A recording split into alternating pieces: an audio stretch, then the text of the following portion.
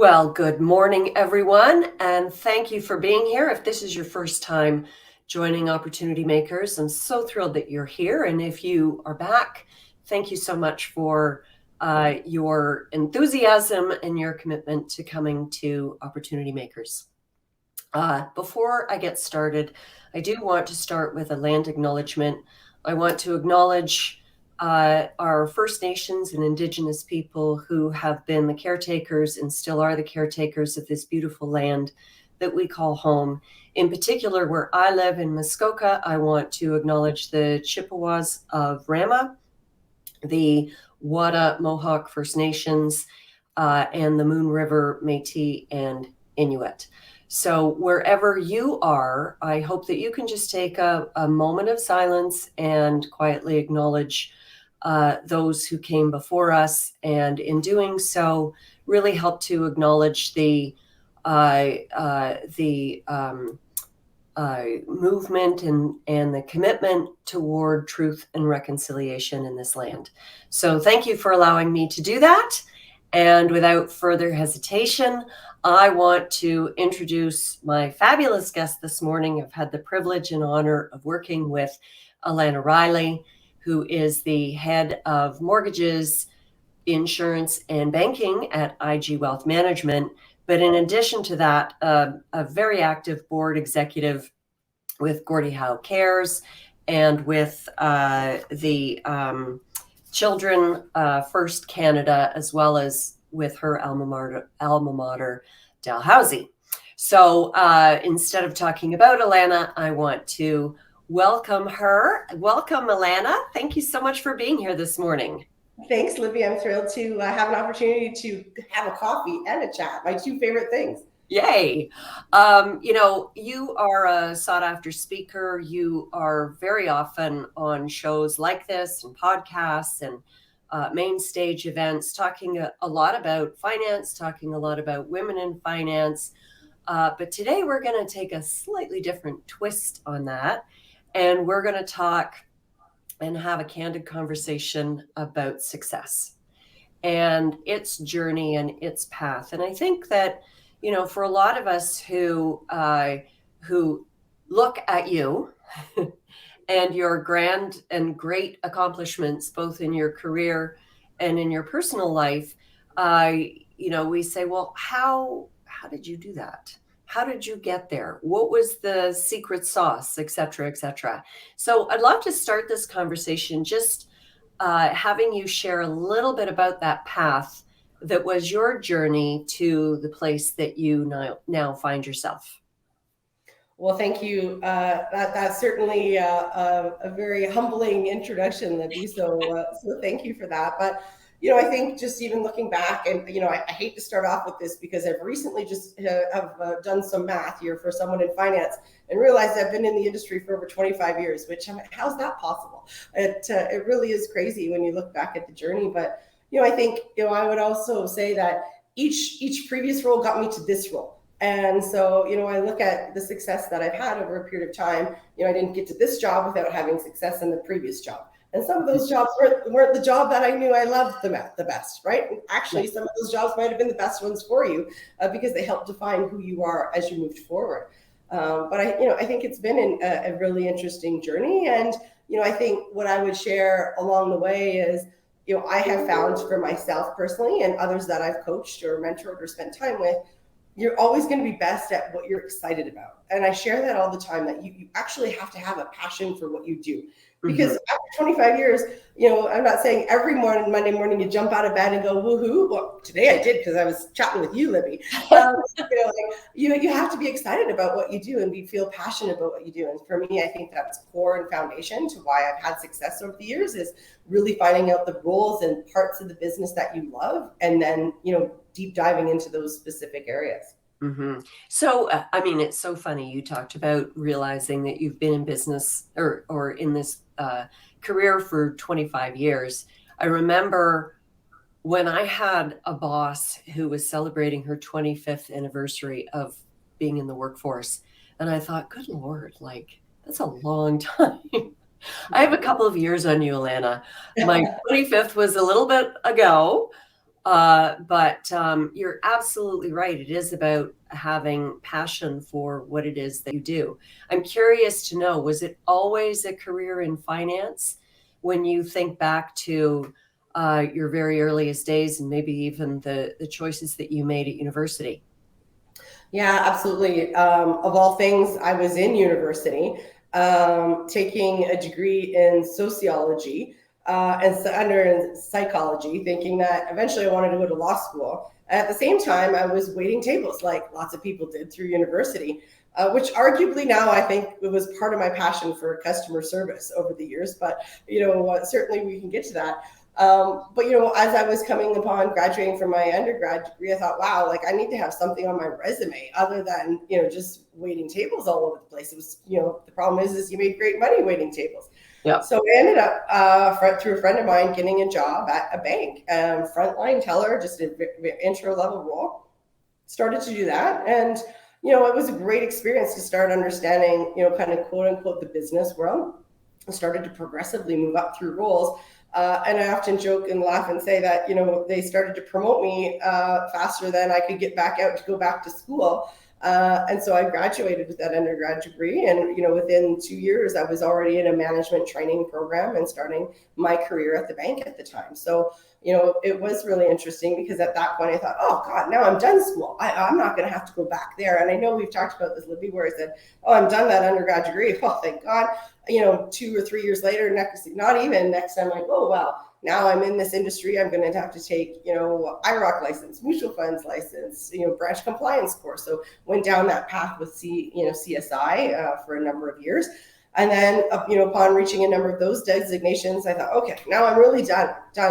And then you progress a little bit further. I thought, wow, you know what, maybe I should get an MBA. That might really help, not only help from the perspective of understanding the business better, but also set me up for future success in terms of career opportunities.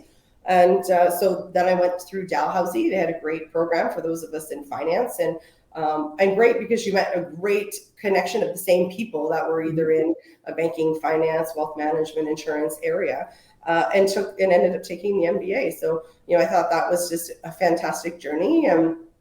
Certainly one of my few claims to fame, Libby, was that I said I was saying I was the longest MBA student because, with working, oftentimes very aggressive work weeks and then raising a family at the time, I wasn't doing 3 or 4 courses at a time. I was only being able to do 1 or 2 per year. And so, 1 each semester, maybe some in the summer. It took a while, but it paid off because, now I have this and I'll have it for the rest of my life.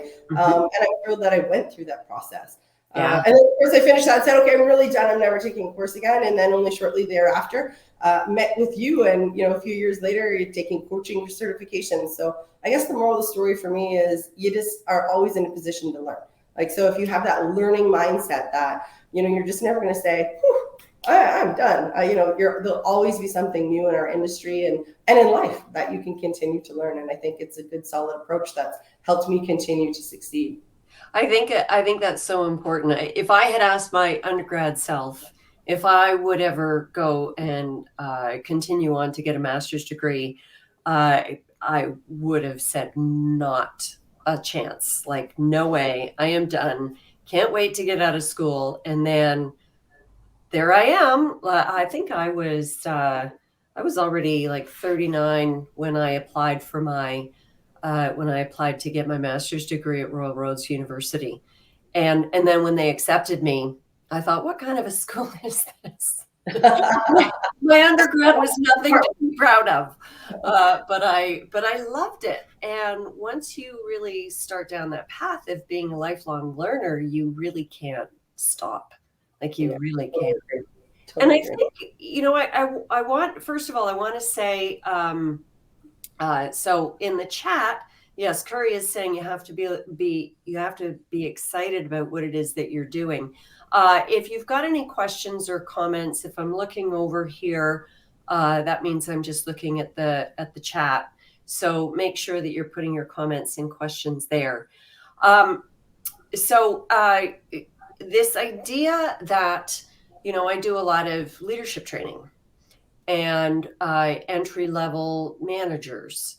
And it's interesting how sometimes when people hit the levels of management, they kind of think that they're done now they're the expert, and they're the ones who are setting the stage.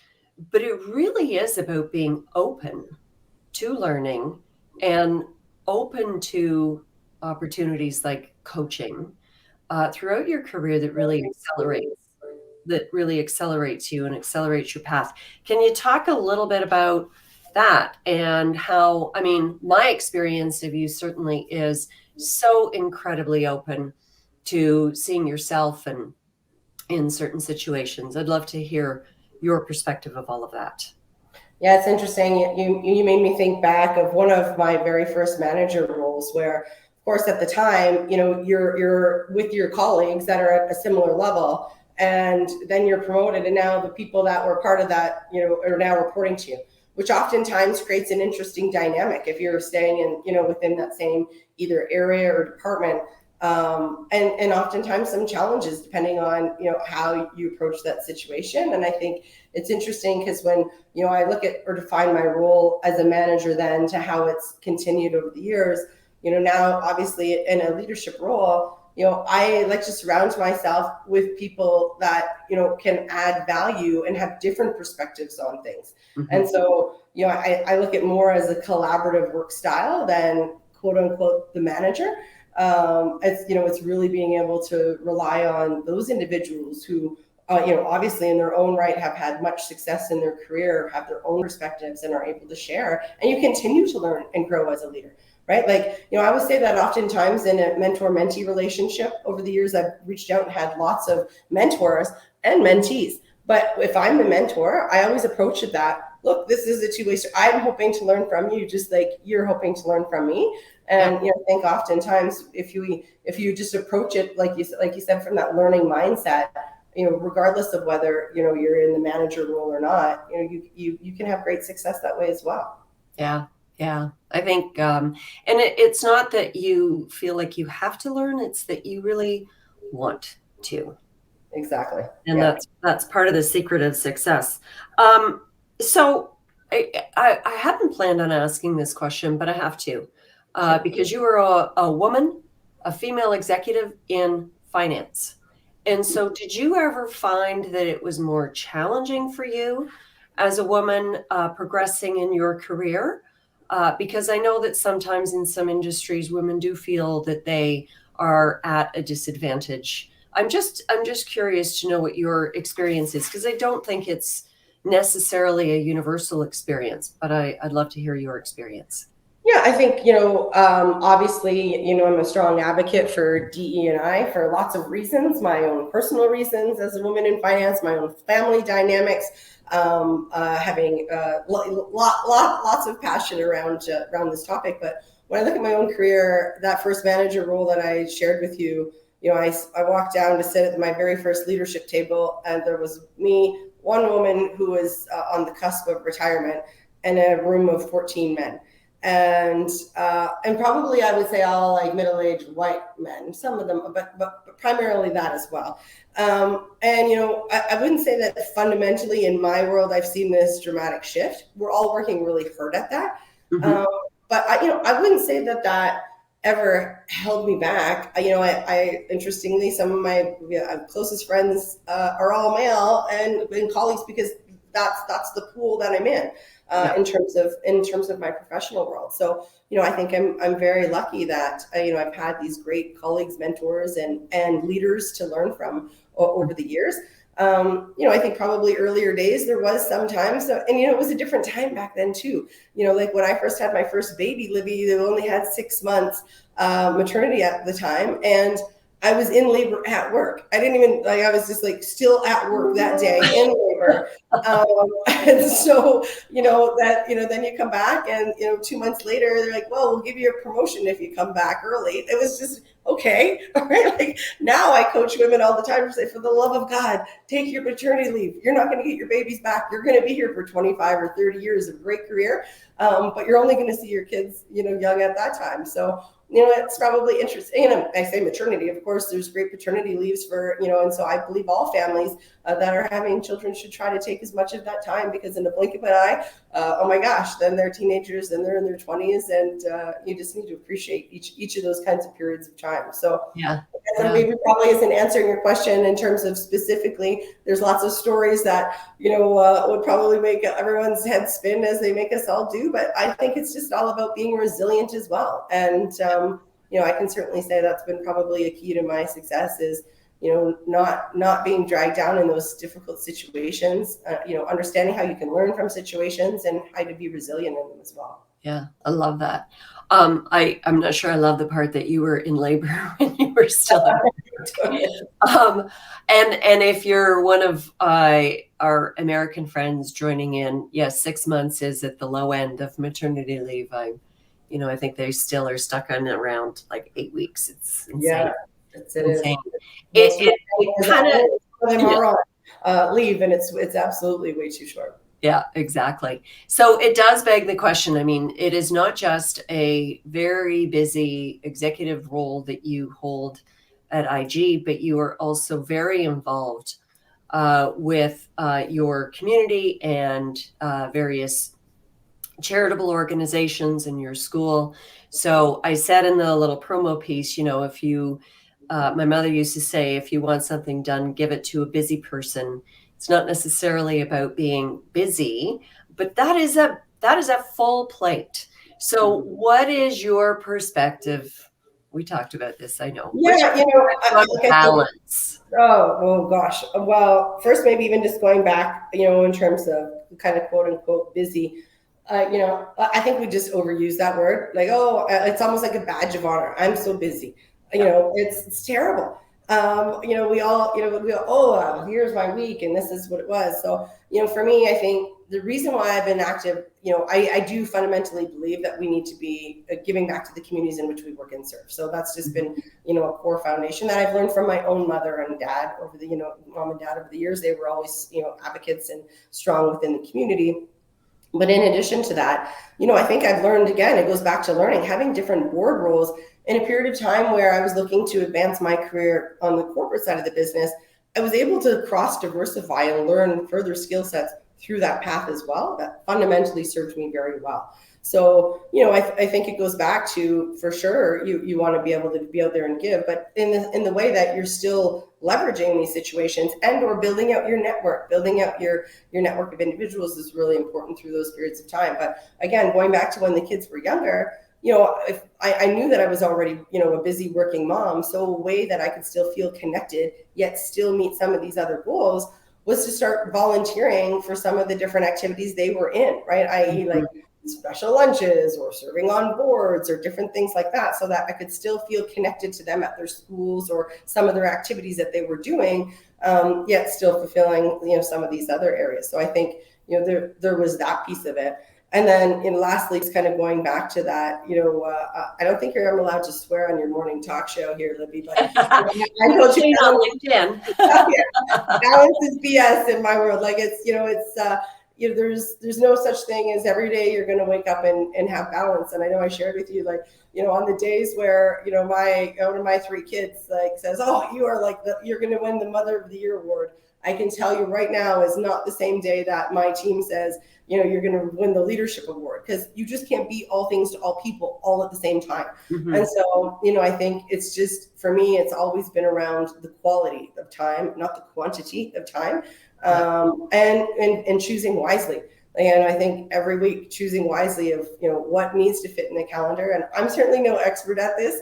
I think that this is another thing that we all continue to try to work and strive towards, but really looking at saying there are things that I'm going to have to say no to, and there are things that I'm going to have to prioritize over. Mm-hmm. And I just think that's a continued, piece of the puzzle of trying to make it all fit.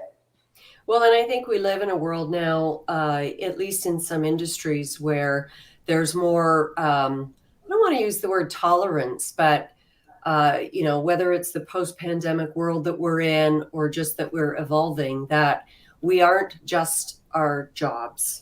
And there are times when we are going to be more focused on our outside of work life And there are times when we are going to be focused more on our work life, because that's the thing that needs to be prioritized in that moment. And I think that employers, are kind of wrapping their head around that. Have you actually, again, just sort of off the fly, have you found that coming back, whatever coming back is, I know you're sitting in your home office, and I've always known you in your home office because we met during the pandemic, but are you finding that more people are finding that balance, at least where you are, between work and home? Yeah, I think again, it's going to be something that we continue to figure out how, and depending on the industry, depending on where you're at, what that looks like. And just going back to one of your comments, I just want to say one of the benefits coming out of the pandemic for me was that process of people really starting to open up, because now people were sitting in their home offices and the dog or cat is coming in or the kids are walking by. Again, going back as a woman in finance, I didn't really spend a lot of time at work talking about my special needs son or my home life or my kids or my husband. It was, we were just down and into business, and we weren't really talking or sharing about some of those things. And, I felt, because now all of a sudden we're in the cameras and all these noises going on behind you because we were all in this new environment together. It did allow us to, take a step back and start having these relationships at a different level. And, for that, I think I'm so grateful. Like you said, Libby, I've had a home office now for over 10 years. So long before the pandemic. I was joked before saying like my home office really was, Mondays and Fridays when I either had, lots of on-camera meetings or emails, and then I often traveled Tuesday through Thursday, or those were my, in meetings that were fully booked. So, I think we're going to continue to figure out what works best. My sister, who's a manager on a nursing floor at a hospital, well, for her, there's just not an opportunity to have a home office, so to speak, right? So it depends on what industry you're in. But for us, I think we're so lucky at IG that, it ripped the Band-Aid of everything we needed to do to transform into being fully digital like that, right? Like it would have taken us years to figure out how to transform all these documents and convince people to use it. But because the only way you could sign up a new client right away was all digital, we learned it like that. And so now we're in this great environment where I have some of my team that if they're going to be on Teams or meetings all day on camera, then they should be at their home office. But if they're wanting to have collaborative work environments, you're bringing on a new team member, you're seeing clients, there's certain work that you want to do. That's what we want to go back to the office for. We've now realized that being back there is when we want to bring together our teams and be really collaborative and have those brainstorming sessions and work towards things. So I think we're going to continue to see this hybrid working world for many organizations, and those who can figure it out are really going to thrive, because again, going back to working parents, it does help with flexibility, at times of, God not being out of the house and dropping off and, all this kind of stuff that came with our early days of having no choice but to do that. Right. And if you're a leader and you're still not trusting your people to be productive at home, then there must be some kind of a problem. I fundamentally feel that, again, that is just, in fact, I worry about my team working too much. It's the opposite. I worry about me working too much. I worry about the fact that, because it's just in your home environment, there's no cutoff, right? It's just all like, it's just there. And so I, for me, feel it's more difficult to try to manage people working too many hours and what those expectations are. And even from a healthy lifestyle, like, over the summertime, we tried to do some unique things to say, okay, we're going to have walking meetings now. Every time you're going to call me, we're not going to sit here and stare at each other. I don't need to see you, and it was really actually in the early pandemic, because we switched to these teams. Everybody wanted to be on camera, right? We always had to see each other. We could never do a phone call anymore. I would be FaceTiming my kids all the time, one who's away at university. And he finally said to me, Mom, you can just call me. We don't have to see each other. And I'm like, well, you're my son, I like to see you, but this was what work, this whole mindset of we must see each other. And, I think there's ways that we can still work really closely without having to see each other. We should be out, not sitting in our chair and just, doing other things to make sure that we're all in a healthy work environment. Yeah. Yeah, I love it. I want to close off. I can't believe I always, start this thinking, what are we going to talk about for half an hour? Now we only have 5 minutes left. So what is it? People have a little bit of a sense of learning and commitment and passion. What advice do you have for anybody who might be out there saying, I want a little bit of what Alana Riley has? What are some of the things that they can be doing? Or more importantly, you and I did some work all around the impact of our thinking.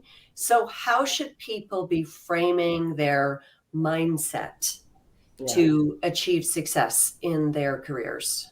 Well, Libby, you're much too modest because you're an amazing coach, one who coached me and helped with my most recent role. And really, I think not just a role, but really setting up what are those goals. And we've talked a lot about having that short-term strategy, that longer-term strategy, and what you're wanting to achieve. I think is really important.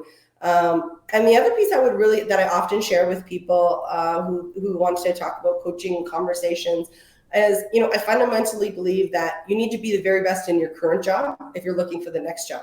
And generally, I have found that when you're doing great work in your current job, people will come to find you before you can even go someplace. So I think it's oftentimes where, especially I would say in, earlier in my career that, and again, I'm generally in wealth management, finance, results orientated business, right? Where, you can, and some of those roles are harder to say, what did you achieve? But in those early career roles, being able to find and say, yeah, my area was number one, or my region was number one, or my team was, and really being able to, kind of say, I'm going to focus on being very successful in this role.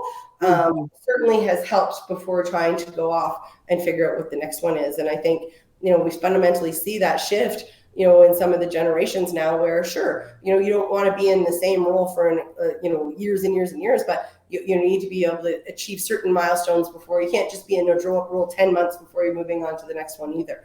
So there's that balance between the two. I had a woman work for me many years ago now, who always had an idea of what her promotion was going to be. I'd say, oh, that's great. Not exactly sure how we're going to make that happen, but talk to me about that. She was frustrated that people around her were getting promoted, and she wanted a promotion too. And I started talking to her about some of the folks and really digging in and thinking about what those people were doing. And they were really taking on that acting as if. They were operating like they were already in the next role, right? So not only being successful in the role that they were in, but really projecting themselves and operating and being deserving, and people would come and find them. And I remember her response so clearly, oh, well, don't expect me to do anything until I get a promotion. So it didn't work out so well at that point, but I can certainly understand why. Big comment, right? And it's like that is not going to get you anywhere. And it really is about finding your success. I can't believe we're at time. So, often if I'm hosting an entrepreneur, I've got their phone number and email address, and certainly people can get in touch with you through LinkedIn, and if you're looking for financial advice, go to IG.com. No, IG.ca. And find the financial advisor that might suit your needs. I decided to put a couple of your charitable organizations here.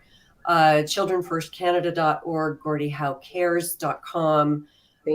And, these are dear to your heart. And so I chose that path for you. Thank you so much, Libby. Appreciate that. I appreciate the time. This was great to connect with you this morning. Great. It was so much fun. Thank you so much, Alana. And thank you everybody for being here. If you're listening after the broadcast has been live, you know that almost every Monday I host some fantastic guests, not next Monday because I am out of town, but watch for news of who's coming up in November.